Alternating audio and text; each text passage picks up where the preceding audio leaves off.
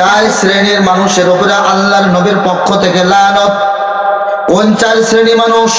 যারা দুনিয়ার জিন্দেগিতে সুদের সাথে লিপ্ত আছে। এই সুদের সাথে লিপ্ত আছে এমন চার প্রকারের মানুষের উপরে আল্লাহর নবী বিশ্ব নবী লানত পেশ করেছেন। এই চার শ্রেণীর মানুষেরা কারা আপনাকে আমাকে প্রথম জানতে হবে।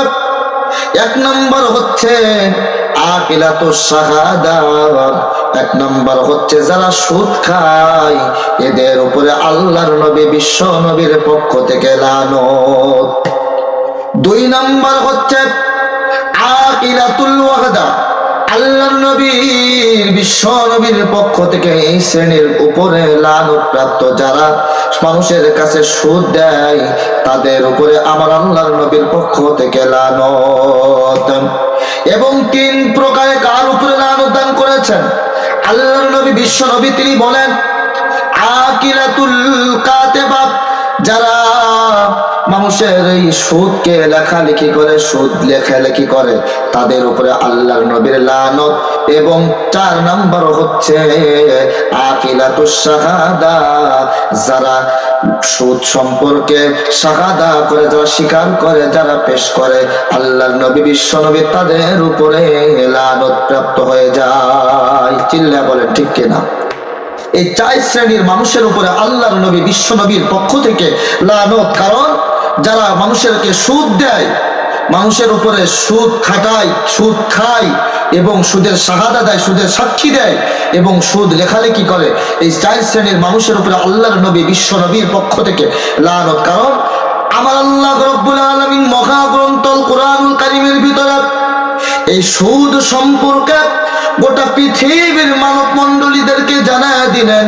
আমার আল্লাহ রব্বুল আলামিন সূরাতুল বাকারার 275 নম্বর আয়াতের ভিতরে কত সুন্দর করে কোট করে জানায় দিলেন, ও পৃথিবীর মানুষেরা আমার, আল্লাযীনা ইয়াকুলুনার রিবা ওয়া লা ইয়াকুমুনা ইল্লা কামা ইয়াকুমুল্লাযী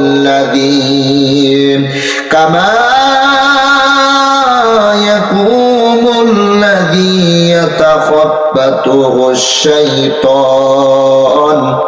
আশ-শাইতানু মিনাল মাস যালিকা বিআন্নাহুম ক্বালু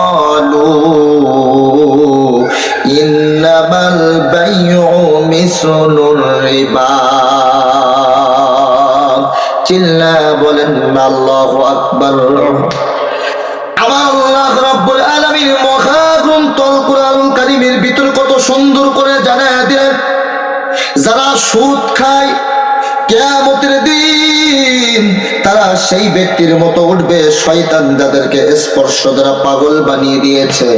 মুসলমান বন্ধুরা আমার, দুনিয়ার ভিতরে এক শ্রেণীর মানুষগুলাই সুদ সম্পর্কে বলতে থাকে যে ব্যবসাও তো একটা সুদের সাথে জড়িত, কারণ ব্যবসার ক্ষেত্রেও তো টাকা ইনভেস্ট করা লাগে, এজন্য তার থেকে যে লাভ অংশ আসে এটাও যেমন সুদ, ঠিক তেমনি ভাবে আমি আমার বাসায় বসে থেকে মানুষের কাছে টাকা দিব, বসে বসে টাকা নিব, এটাও হচ্ছে একটা ব্যবসার মতো কাজ। চিল্লা বলেন নাউজুবিল্লাহ। কারণ এই যে ব্যবসা করাটা, এটা হচ্ছে আপনার আমার জন্য তার শ্রম দেওয়া, মেহনত করা, কাজ করা। এজন্য এটা আল্লাহর নবী বিশ্ব নবী নবী মুহাম্মদুর রাসূলুল্লাহ সাল্লাল্লাহু আলাইহি ওয়াসাল্লাম কি করেছেন? ব্যবসা আপনার আমার জন্য হালাল করেছেন।